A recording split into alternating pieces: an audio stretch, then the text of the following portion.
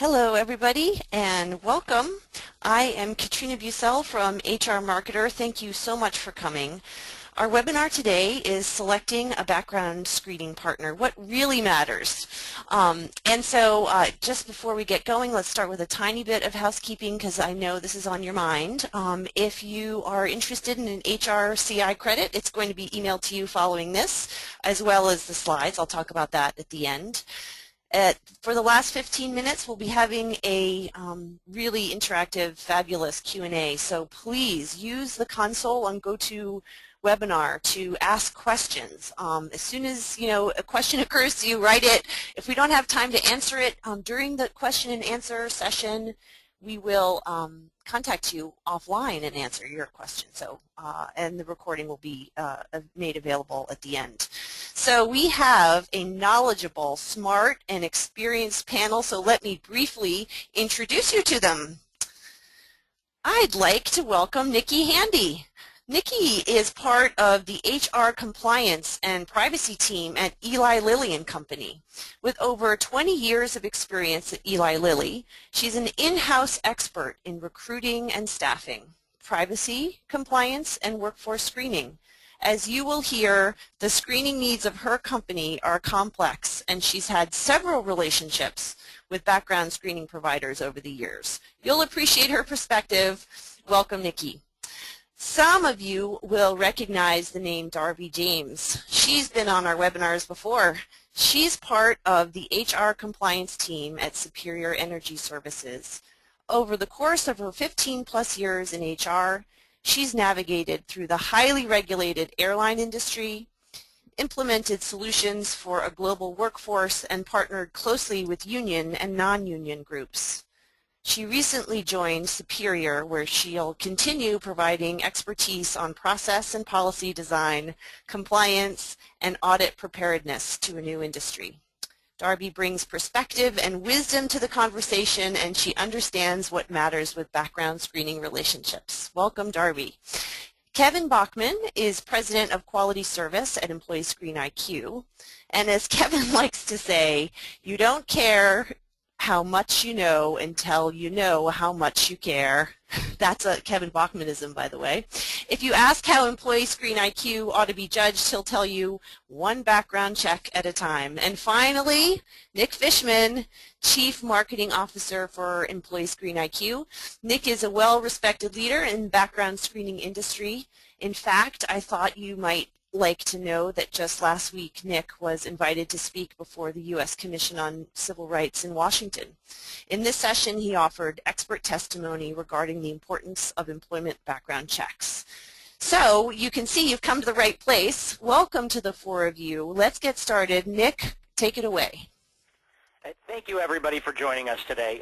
We really appreciate you participating in these webinars, and certainly hope that you'll be able to take at least one thing that you'll be able to apply as you put together an evaluation for how you're going to select a background screener.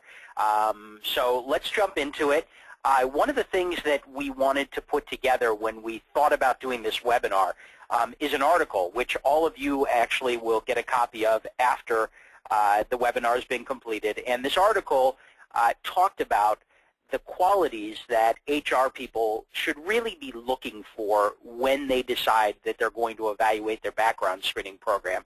And so we've identified them as our fundamental five.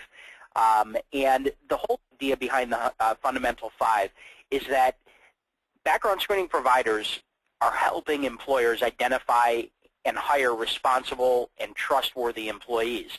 But there's a lot of marketing claims out there. So the question is, how do you pull the veil on sales and marketing claims to identify the best partner for you? So we've put together our fundamental five, and of course, we encourage you to ask everything that you want to, but this might get you going in the right direction.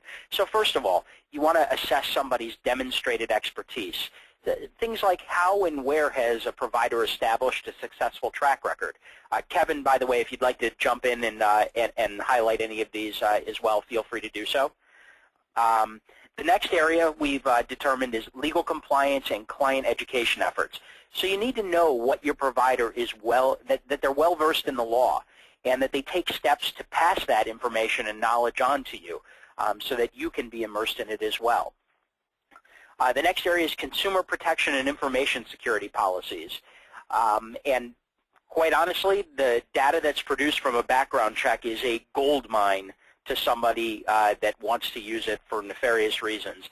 And it needs to be protected like Fort Knox. So we want to make sure that the screening provider is going to be able to deliver on that. Next is quality and accuracy.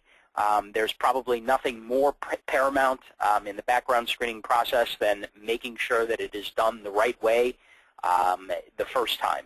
And lastly, under services, service deliverables and methodology is the actual product evaluation. And we're going to get into that with our panelists in short order to find out what do they do to ensure and how do they evaluate a product or service to make sure that it works for them.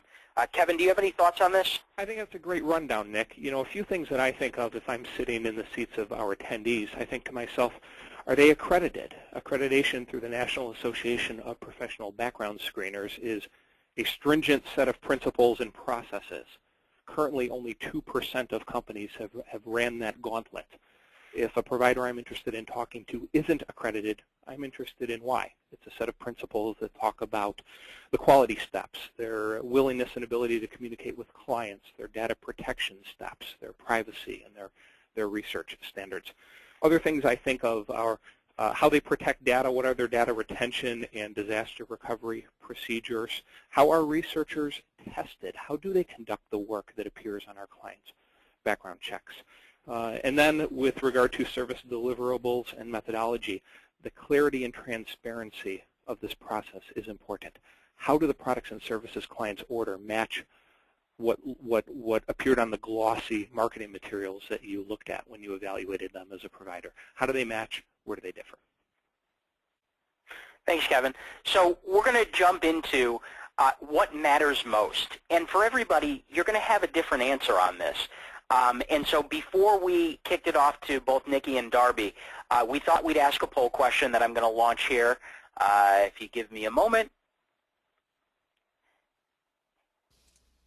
And now we're going to open the poll. So the question is, what we've tried to do is come up with a few responses. What matters most to you when selecting a background screening provider? Now we know, of course, you might all find interest in each one of these, or you might be interested in each one of these items, but if you wouldn't mind going ahead and letting us know what is most important to you, and we'll leave that open here for a few seconds. I feel like we should be playing some Jeopardy music in the background whenever we ask these poll questions. I know, right? So we'll just leave this open for another 15 seconds.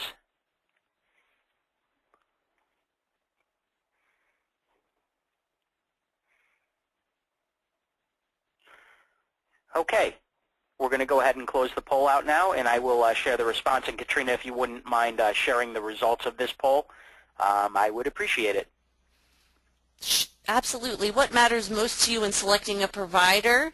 The most is industry experience at 55%.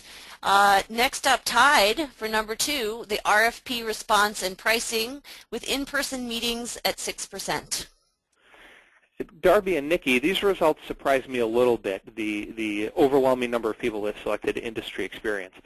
How do the two of you vet that? How do you come to that determination when you're evaluating providers? I'll jump in. This is Darby. I think it's interesting to see the results because everything that you list up there is important, and I think it's not so much what matters overall, it's how you prioritize those. So the industry experience is really important. The in-person meetings, I'm surprised that was so low, and I wonder if maybe our attendees are thinking of kind of a literally visiting, face-to-face. I kind of expand that to think of how accessible are my reps and how often can I get a hold of somebody? Am I limited to just one person who handles my account to have access to the different groups within the background company? So for me, the in-person meetings, if you take it a little broader, I think that's a lot more important for me personally. But again, the whole point here I know is what matters to you. So figure out does it matter that you can get a hold of folks when you need to ask a question or when you have a concern, or even worse, if you have an applicant who's trying to get a hold of somebody to ask questions about the results of their background, how responsive are those? So I put that one a little higher, but the industry experience doesn't surprise me that it's on top. Nikki, any thoughts on that? Yeah, I tend to agree with Darby in regards to the in-person meetings. I know that in the beginning, after the RFP response and just knowing what experience the company has, the in-person meetings are very important to me, just to get to know the company and have the company get to know my company as well. So whether I go there or they come here, I think we need to do a little bit of both. I need to visit them and they need to visit me to see really what kind of company my company is, and I need to go there and see how their company is being run so that we can really kind of gel together. That would have probably been the most important to me. So I was surprised to see that as low as it was as well, Darby. Yeah, and I just speaking from a screener's perspective, I think that those in-person meetings are invaluable for both parties for the exact reason that you stated, is that until you sit across the table from somebody and really sit down and get to know them, that's where the genesis of a relationship starts. That's when you get to know the people and what's important. And you can have a lot of phone calls, you can respond to RFPs, but really sitting down with people, I've always felt is really helpful in the process. Kevin, any follow-up on that? No, I think you guys hit on all the relevant points. Okay, so let's transition then over, and Darby, I'm going to start out with you. What matters most to you? What's the most important thing to you, and do you have any experience you want to share? Sure. There are a couple of things that are important, and this is based on, I guess, kissing a lot of frogs, so to speak. And Nikki will say the same thing. You go through a lot of background screening companies and relationships before you find one that suits you. And not all of them are going to be, you're not going to gravitate toward the same company. One of the things that was important for us, and I didn't realize it was that the online presence, it's not the most important thing, but when I visited with a screening company, I noticed that they didn't have the ability to get your results online. Everything was done by fax. It seems like an obvious thing that everybody's kind of up to that level, but that's not the case. So, now we add that as being critical. That's a huge time saver, being able to do things online. I assumed everybody did it that way, but I go back to when I have a relationship with a screening company, it's little things like, when I was working at the airline, if we had somebody that was in the news, it was the background screening company that called me and said, hey, I just noticed that you hit the news. How can we help? Because my first response was, I want to see what was in that person's history that got, their pictures all over the Newark Star Ledger. I wanted to see what had we done to vet that employee. And what I really enjoyed was that the screening company understood what things mattered to me. And it became a very comfortable dialogue. It's almost like they fit into the routine of our business. That relationship is huge to us. One of the other things, and we may get to this a little later on, is what you don't know is as bad as what you do know. Could be worse. With one vendor, we were getting a 3% criminal hit rate. When we moved over to our current vendor, it went up to 17%. We had no idea that other hit rate was so low. And so partnering with a provider that understands what your hit rate should be, and not just for your company, but location specific, because it may vary regionally. It's just the kind of engagement that you have with them, and those are just a couple of examples of where it's important for us. Nikki, how about you? A lot of what Darby said, of course, I agree with. I think we're going to both be on the same page a lot here, but customer service is just really key to my particular scenario with Lily. So the ability to be flexible with what my company's needs are. I know that how well that company or that background check vendor interacts with my possible employees or candidates, how they speak to them, how they treat them, because that's part of the overall candidate experience as well. And are they reaching out to them in timely manners? Also, when I'm reaching out to my vendor, are they getting back to me in the timeliness of their emails or just their phone calls? And if my particular person that I speak with on a daily basis is not going to be in. Who would I speak to in place of them, a backup person? Or is it that I'm going to call and get someone different every time? So I know that's very key to me is customer service, because there isn't probably a day that goes by that I don't speak to my background check vendor. So Nikki, let me drill down. Oh, I'm sorry, I didn't mean to cut you off. No, just that customer service is very high on what matters most to me. If I could drill down on that point, because everybody is going to say they have great customer service. They'd be crazy not to. In fact, I've yet to ever hear somebody say, we're not so good at that. How do you determine, before you make a selection, what the customer service is going to be like? I'm sorry, you went out just a little bit there, Nick. I apologize. What was that?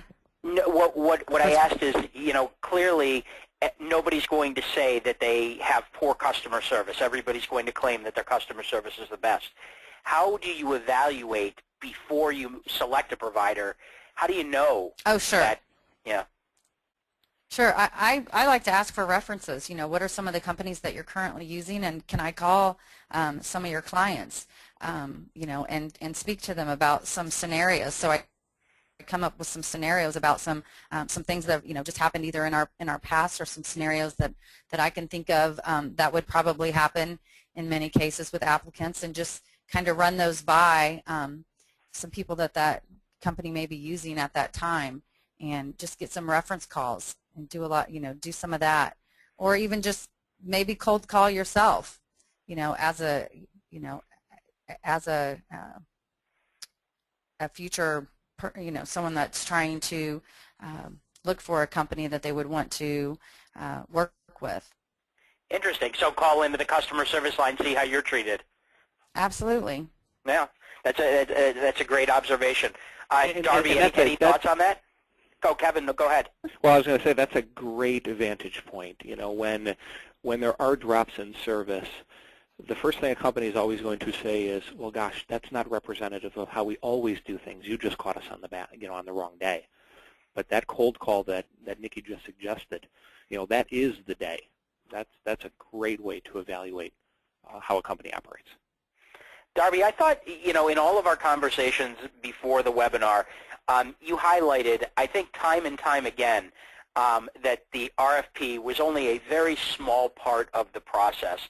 And you highlighted a couple of other items as well. Do you mind talking about them? No, not at all.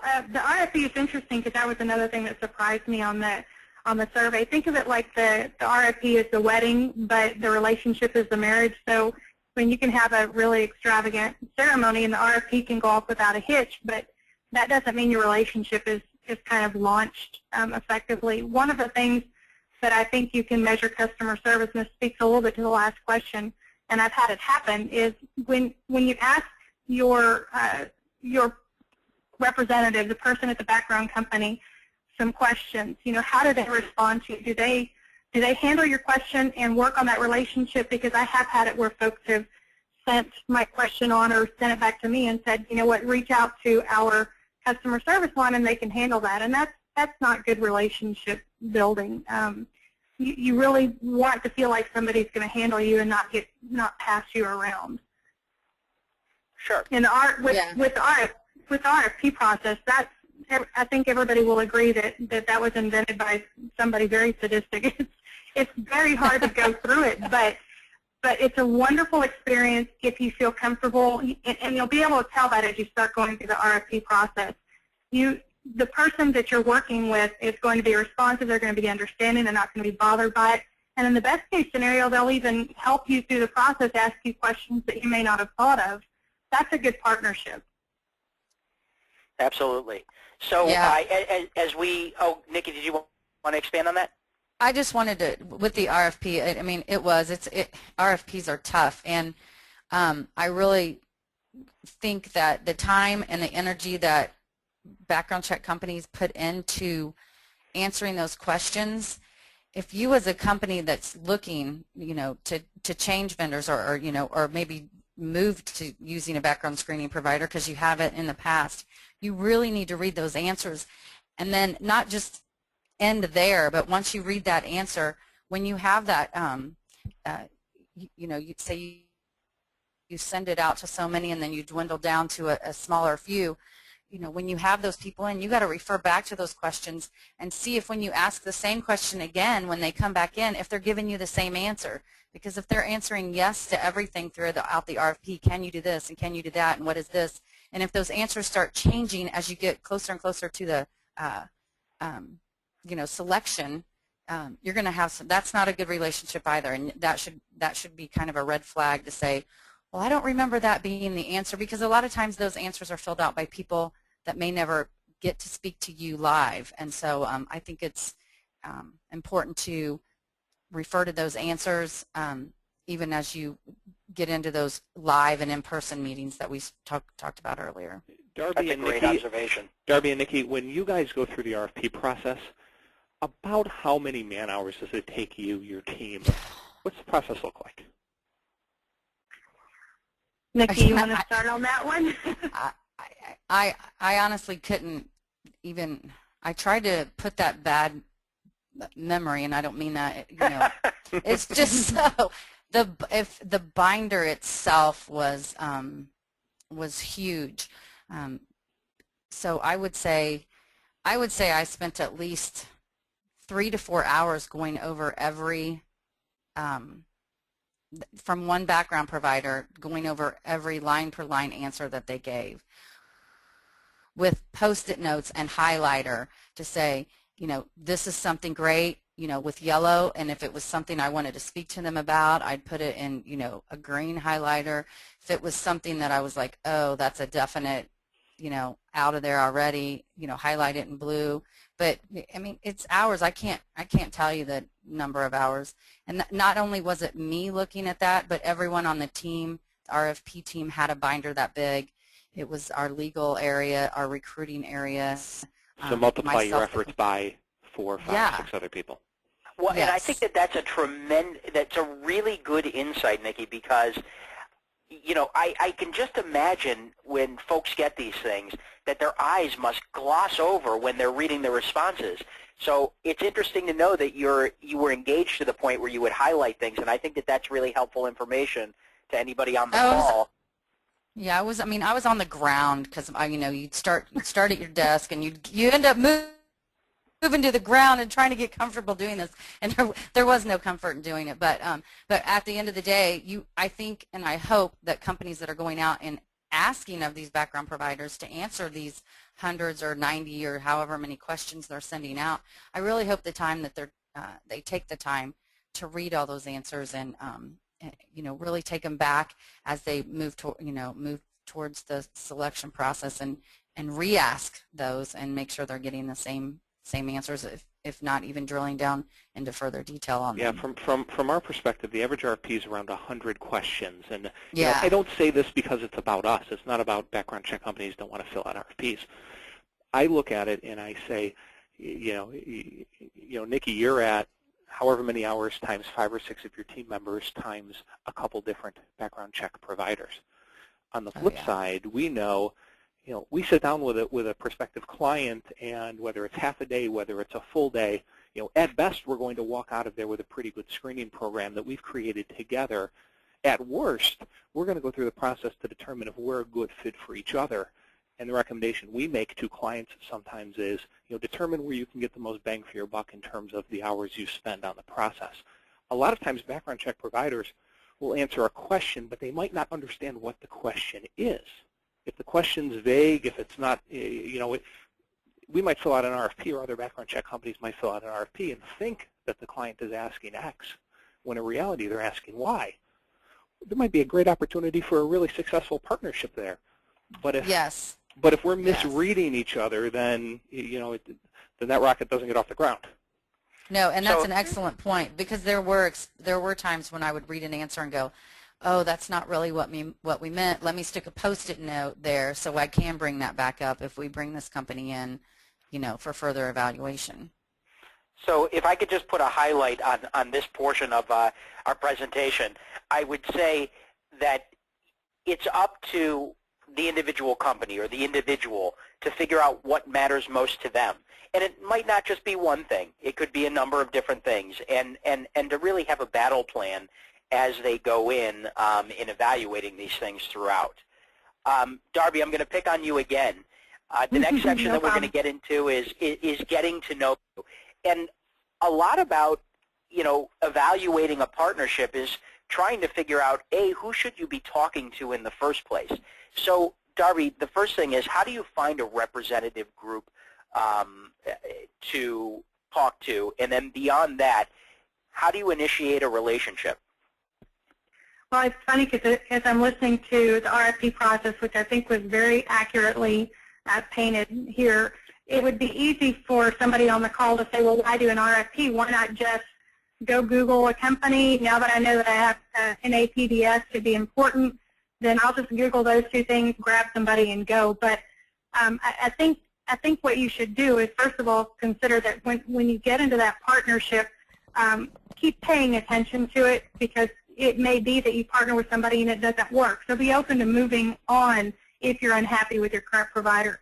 But what I recommend, and actually the way we found one of our partners in the past was quite by accident. This person was also attending an industry event.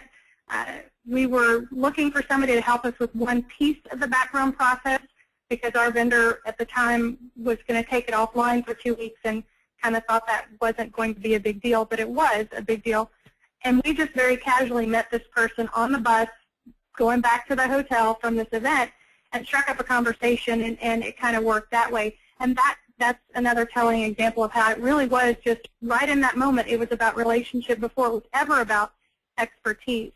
With the company I'm at right now, we are made up of a bunch of different subsidiaries. We've purchased a lot of smaller companies, and each one of those companies was having, doing a good job independently. So what we've done now is I'm going out and I'm talking to each one of those business units and asking them very detailed questions about not just are you happy with the customer service, but what is it about the customer service? How often do you talk to that company? What things have they done to improve your background process? So you can get a list of names pretty quickly. You should ask coworkers. I mean, a great example is to listen to Nikki talk. It may be something that sparks your interest. Maybe I should reach out and see what it is about that vendor that Nikki likes so much. Ask coworkers and colleagues how they find their vendor, and not just the do you like their service, but get into a little more detail. It's worth it to put the time in up front. Darby, are there any particular places, because background screeners, we're all out there, whether it be trade shows or whether it be the blogosphere or whatever it is, are there any places that stick out to you as more important than any other? It's funny because I do a lot of searches online. I think Google is a great friend of mine, and if you use Bing or whatever search engine, I don't mean to plug there, but when I'm looking for things just in general, not specifically looking for a vendor, I've gone in and searched. For instance, I looked for something about Brazil to see what kind of background things I should be asking in Brazil. And honest to goodness, there was an article that Nick had written, and we did not rehearse this, but there was an article and Nick's name came up. And so it's interesting when you're searching for different things in your research, if it starts gravitating you back towards a company that's putting out good information, that's obviously well-versed on the subject, then there's kind of a sign there. Thanks for the plug. I'm glad to know somebody is reading the stuff that we put out. And Nikki, how about you? Is there anything that you pay attention to or you give more weight to in trying to figure out, who are the right providers to throw into the mix? I think when you go to someone's a background screening provider's website and their compliance or legislative updates haven't been changed since 2009, there could be a problem. We all know how much the world is changing right now in the industry, and with all the new states and all the new different legislative updates that we get, it seems like on a weekly basis now. I think that's important. So if you're out there looking and you just go to their homepage, just go to their main home screen and see when's the last time it's been updated, or if they are accredited and they don't have that on the very front home page, I'd ask them, why don't you have that out there? So yeah, I think like Darby said, Google is a good friend. Okay, great. Kevin, anything you want to touch up on there? Well, Nikki made a great point there about legislative alerts, and my point isn't to talk about how much the industry's changed, but more to reinforce the idea that as the industry, as the legislative and regulatory landscape has changed, it's becoming near impossible for employers to, on their own, maintain compliance with everything that they need to be aware of. So it's really incumbent upon qualified screening providers to put that information out in front of clients. 90% of it a client might not need. 70% they might already know about, but there's always going to be that piece of information out of a particular county or state that's really relevant to a client's business. You'll recognize that that's a need that you should expect your provider to help you fulfill. Yep. And I also think, beyond the Google search, which, of course that's important, and Google ranks based on, who is most relevant in a particular space or a particular topic, but, it could be speaking engagements where people are speaking and you get a good impression of them. It could be meeting them at a trade show, whether it be at their booth or whether it be at one of the networking events. There are so many places out there to be able to evaluate companies, and just going back to what Darby and Nikki both said, a lot of it is really relationship driven. Of course, you've got to be able to produce the goods, but at the end of the day, people want to know that they like, respect, and have a relationship with the people that they're going to be working with. And Nick, one last point on what, the theme I think we've heard Nikki and Darby talk about for the last 10 minutes or so, and that's engagement. Their level of engagement when they're embarking on the process is pretty high. And I think for a company out there that's thinking of just starting this process, that can be a little intimidating, just the amount of research that needs to go into selecting a partner. From our vantage point, there's an inverse relationship between the level of engagement and work and effort that happens on the front end of the process and their level of involvement after you've selected a partner and have embarked on that relationship. So maximum front-end involvement going through this vetting process really leads to a very, very streamlined, almost an autopilot kind of screening program, in our opinion. And the clients that go through that process have just a much smoother program. Now, Nikki earlier in the podcast or in the webinar had said she talks to her provider every day. I'm presuming because of the front-end effort that she did that these phone calls, these interactions are maintenance related. They're individual candidates or questions. They're not significant structural problems or issues with the background check program, because all of that was handled on the front end. Those plans were put in place. You're correct. Okay.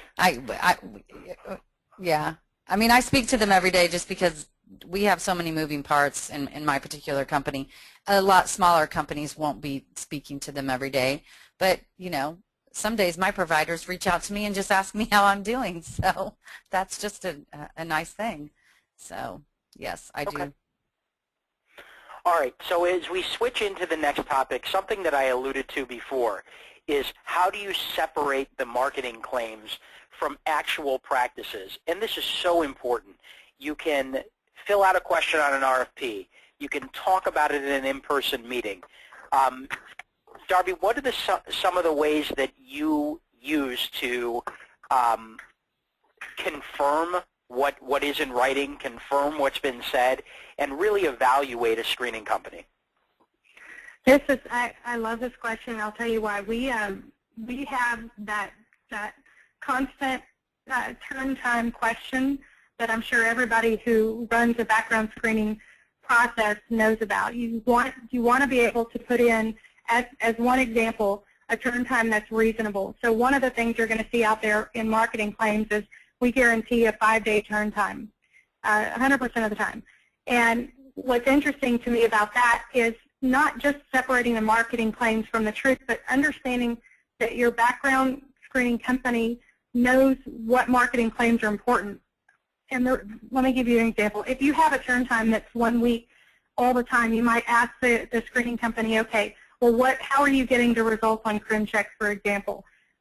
If you're okay getting database searches, then yeah, you can hit that 1 week turn time, but that's not your most accurate check. And so if you have a background screening company that is telling you very truthfully, most of the time it's going to be 5 days, there are going to be occasions where it's going to take longer, and here's why. Pay attention to that vendor because they know what they're doing, and they're going to get you the freshest, most current results.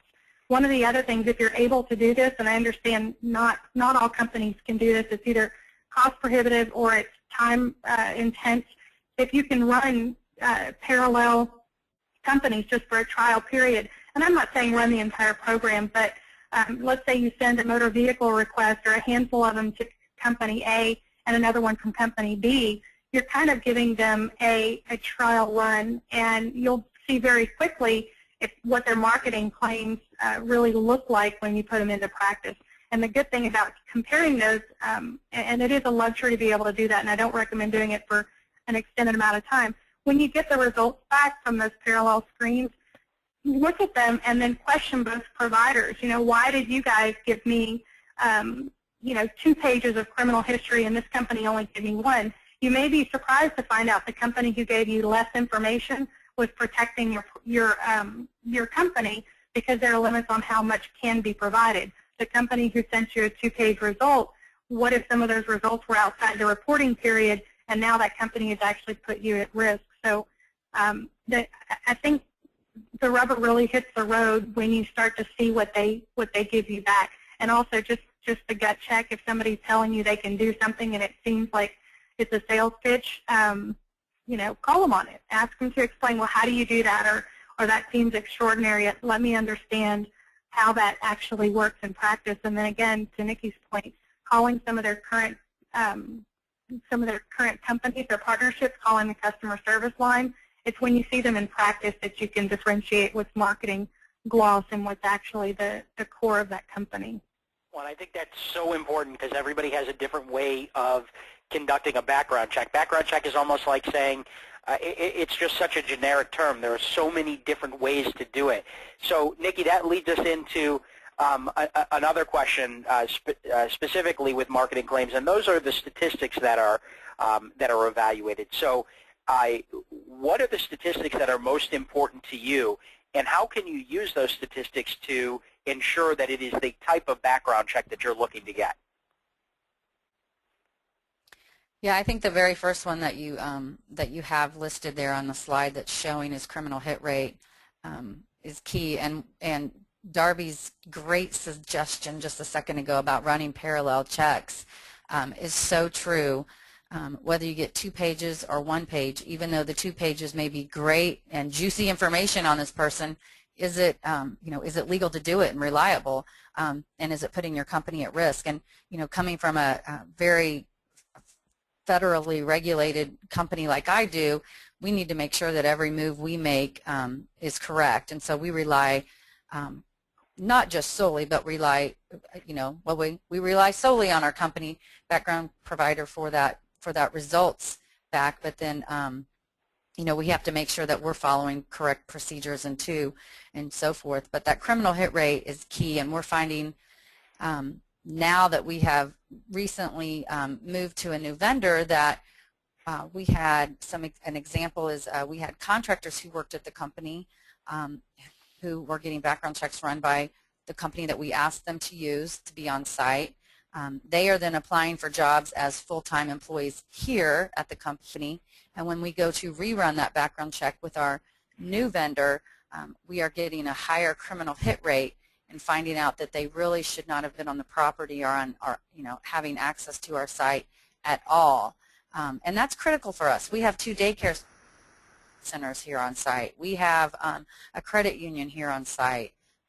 We have a very campus-like large setting where we have people in and out a lot. So that criminal hit rate was just very key for us. Right, and I think it's important that as you look at the slide that we're showing right now, of these 4 characteristics that we've chosen to highlight, The only one that, that should not be variable based on industry or geographic region or you know, or whatever, is the dispute rate. Everything else is really going to be related to what industry your company is in. So, you know, for instance, if we're doing background checks for manufacturers, a criminal hit rate of 30 to 40%, Kevin might even tell you more, should be anticipated. The resume falsification rate could be different. With a criminal hit, with somebody in the financial services sector, generally we see that criminal hit rates are much lower. Turnaround time too. High turnaround time doesn't necessarily mean low quality. Sometimes it can mean much higher quality. But with the dispute rate, meaning how many times is your information being questioned, that's something you want to make sure that that you get a good, accurate answer, and that's something you don't want to see fluctuate at all. You know, Nick, I could spend 10 minutes talking about this slide, and you know, for the benefit of our audience, I certainly won't. But you know, this slide pops up, and immediately I have a number in my head for each of these 4 different items. So while engagement is the #1 recommendation for clients when they participate in this process, ask questions, be involved, the #1 expectation I think they should have of providers that they're talking to is the knowledge that companies have, that their background check company has, to estimate, to shape, to describe what that screening program ultimately looks like. You know, you mentioned a minute ago the variability in these numbers by state, by industry, by client. A good provider will know cold and will be able to shape what your expected screening program will look like.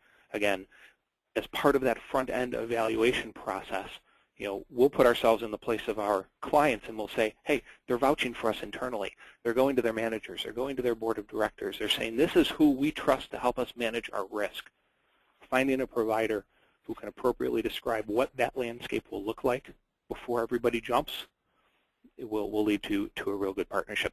But like everybody has said, you know, right now, all those numbers are going to be different. There's no one size fits all. Every background check company says their turnaround time is 24 hours or 72 hours. Your provider should be able to tell you before that relationship starts which end of that spectrum you fall into. That's well, excellent. And Kevin, if I can Go ahead, jump in Darby. real quick, I want to be clear too, because I'm sure Nikki and I are on the same page on this.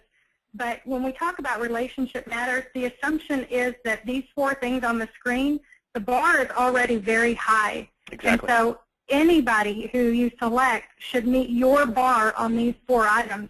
Then it becomes about relationship. You know, these are your baseline. These aren't, in my opinion, things that are subjective in the process. They're assumptions that you can make about your expectations. Then, if these are all satisfied, then you can focus on the relationship, and that becomes the deal maker or breaker.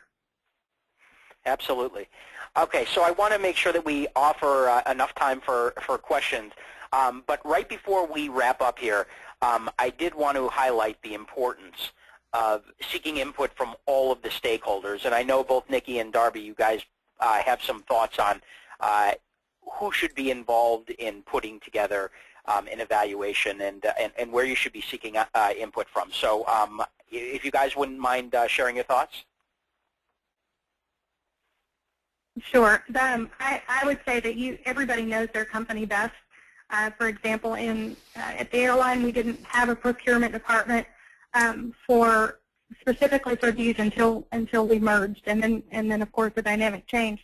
So in one company, we had procurement and had to involve them. The next day, there they were, and they became part of the process. So it's really important that you know who needs to be in that, and don't make them an afterthought. I will say that if you have too many hiring managers at the table, you're going to get a lot more input, a lot more opinions, and so make sure that the folks at the table truly are the ones where their input and their involvement in the process is critical. Not that they're just going to be a benefactor of that decision, but you know, you need to have stakeholders and act on the interest of the general population, and that may mean you have a few fewer hiring managers at the table.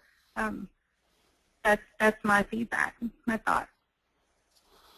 Nikki, I know you've got an interesting perspective on this as well. Yeah, this is Nikki. Yeah, we do have a procurement department, so they kind of ran the gamut between setting things up and sending out questions and getting responses back. But we had one person that kind of led the team, other than from the procurement side of things that we could and could not do and engage in, and so on and so forth. But we did have legal counsel, we did have recruiting represented, we had compliance, and then risk loss prevention as well. We did not have any hiring manager present. Recruiting really represented all of that. So, so definitely seeking input from all of those groups. But I agree with Darby. Too many hiring managers at the table might be more of a might throw your process into a whirlwind. Got it. Okay. Well, I know we're wrapping up, and one of the things that we did want to talk about were horror stories, which are always fun for everybody to hear. But here's what I think we ought to do. If we can, let's take some of the questions now, and if we have time at the end for the horror stories, which I know everybody's going to enjoy, we'll go ahead and put those in. So, Katrina, do we have any questions that came up? Yeah, we do. I think that's a great way to go. This is a question that originates, I believe, from the poll initially, and the importance of industry experience. The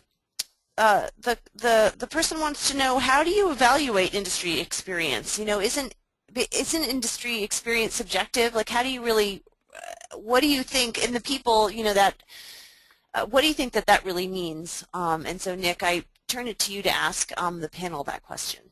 Nikki, do you want to take that? Hello? Yeah, sorry, I was on mute. No sure. problem. Can you hear me now? Mm-hmm. Okay. So, yeah, it's great to find out who that provider is who their current customers are. How big are some of the companies? How small are some of the companies? What all do they do for some of those companies? Are they do they do just government regulated companies, or they do just the whole array of who are their customers, I think is a good thing to look at and ask for. As a follow-up to that question, and neither one of you can answer this, do you see relevant industry experience? Can it cut both ways? In other words, if you see that somebody's doing business with your competitors, can that be a turnoff, or is that helpful? I think it can be helpful. I also think, as important as industry expertise is, it's critical that you have a provider that's very nimble. So, for example, we've asked a suite of vendors how quickly they could be up and running on this particular, at the time it was pilot investigations. One vendor told us, no, we can be ready next week. And the smart vendor said, you know what, we need to understand exactly what you need. Let's work with you. And so in that regard, the choice that we made was with the vendor who understood that over-promising is not the right way to go. So it's not just industry expertise. It's kind of how unrealistically do they attack that screening partnership. You have to have some time to learn the industry because it might change. So being nimble, but also having just a baseline understanding is certainly it helps, but it's not the only thing for me. Yeah, it definitely would not be a turnoff to me if they were, using another pharma company or something to that effect. But to Darby's point, if they said, oh, we deal with this company A over here who's very similar to you, we could have you up and running, exactly to her point. They need to get to know me, like I said, they need to get to know me and I need to get to know them before that relationship can really build. Absolutely. Okay, Katrina, any other questions? Yeah, there a number of you are writing in. These are great, and again, if we aren't able to answer it, we'll be sure that your question is answered. Here's a question about turnaround time. I'm going to change it around a little bit from Rosie. Our managers don't know there is a turnaround time. They want instant answers. So she was asking, what's your turnaround time? I want to ask kind of a little bit of a different question on that, which is, how do you frame turnaround time to managers, and what do you, how do you deal with that dynamic? I think that's really an important question. Darby, do you want to take that? Sure. It took a long time for us to go from a model where At one point, we would do background investigations, and our results were just suggestions or recommendations. So we came from a place where the background check, whether or not the manager wanted to accept our finding, was up to them. So we had a long way to go to change that dynamic, and included in that dynamic was if we could consistently give them a reasonable turn time, then they would start to trust us and they would start to add that timeline into their hiring process. What happens along the way, though, is you can say pretty comfortably that most of your employees are going, or most of your applicants are going to go through the background screening process within 5 to 10 or whatever that day is. You can apply that to 80 to 90% of your new employees. What you have to do, though, is let the hiring managers know and the recruiters know that if there is something that comes up, there are going to be exceptions. There always are going to be exceptions. Frame it in that way so that you can give them kind of a guideline they can build their process around.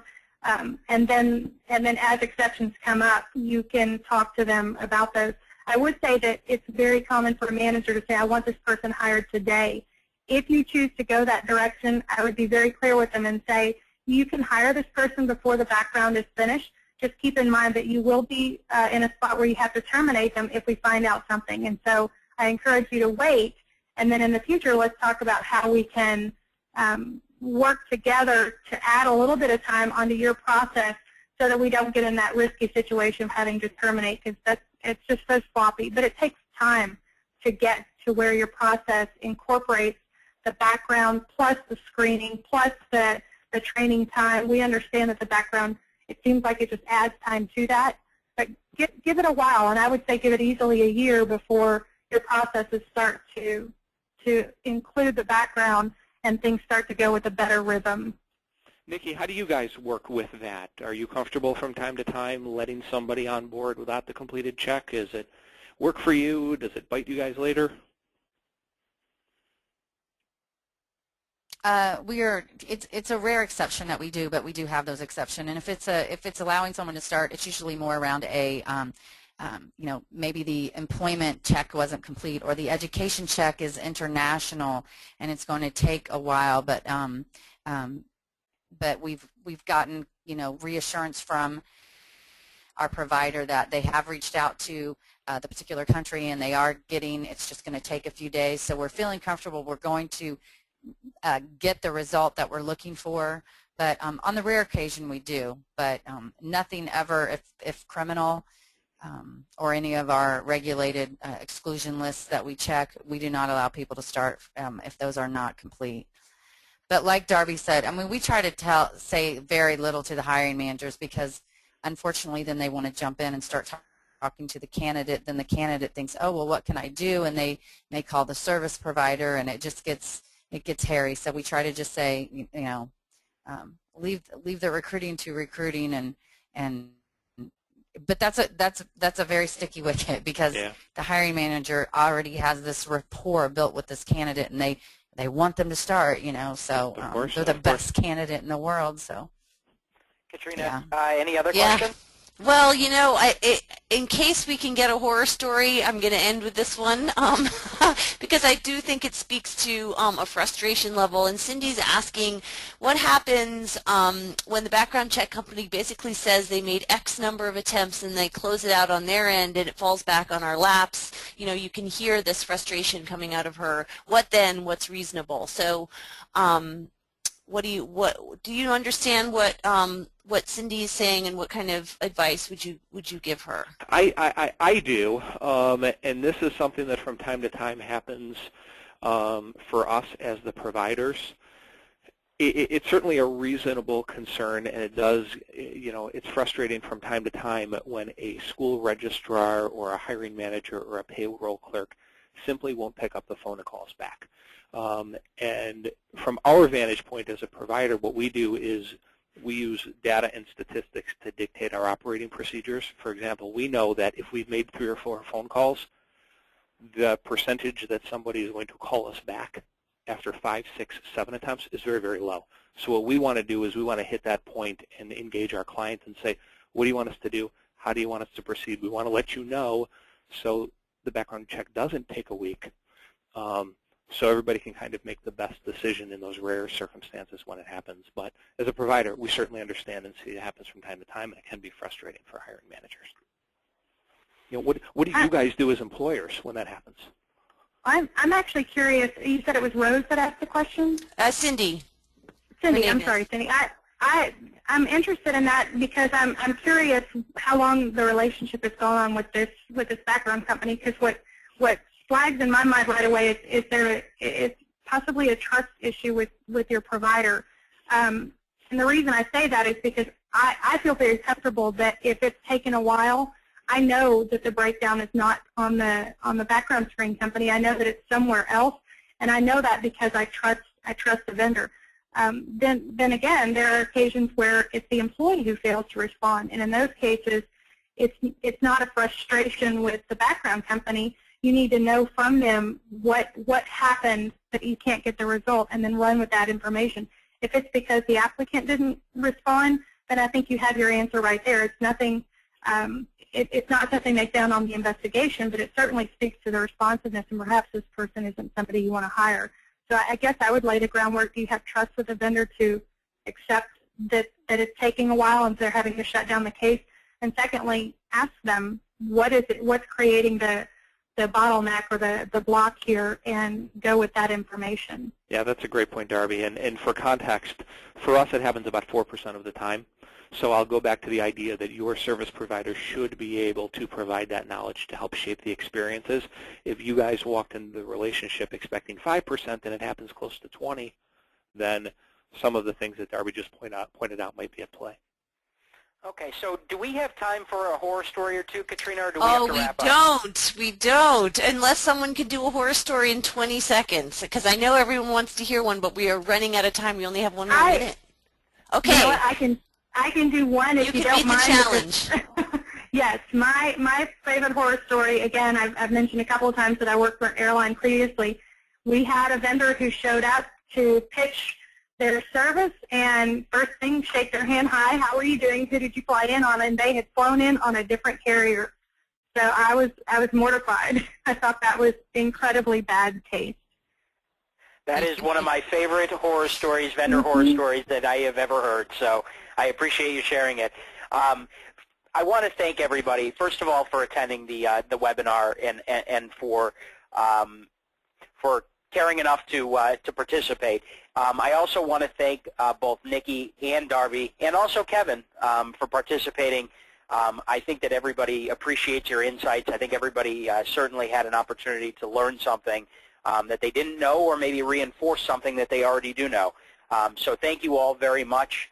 As a reminder, we are going to get an email out to everybody with the information they need to go ahead and get the HRCI credit.